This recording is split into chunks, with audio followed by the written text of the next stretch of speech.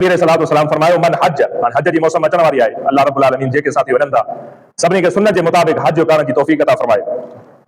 फरमायो मन हज, जंहिं शख्स हज कयो, फलम यरफुस वलम यफसुक रजा का यौमिन वलदतहु उम्मुहु।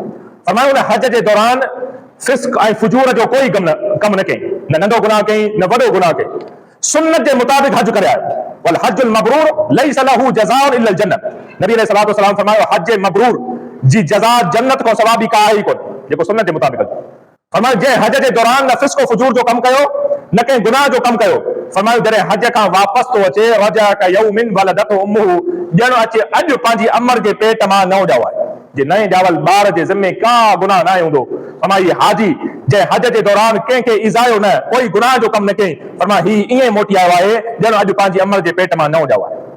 एक ॿी हदीस नबी अलैहि सलाम फरमायो हज ऐं उम्रे जी फज़ीलत खे बयान फरमाईंदे गुनाहनि खे मिटाइण जो तरीक़ो हज ऐं उम्रो। फरमायो ताबिउ बैनल हज वल उम्रो, हज ऐं उम्रो हिक ॿिए जे पोयां कंदा कयो, हिक ॿिए जे पोयां बार बार कंदा रहो।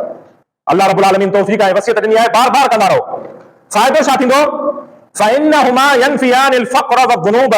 हज ऐं उम्रो तव्हांजे फ़क़्र खे, तव्हांजी तंगदस्तीअ खे ऐं तव्हांजे गुनाहनि खे ईअं ख़त्म कंदो कमा तनसिन नारु ख़बुसल हदीद वज़्ज़हब वल फ़िद्दत।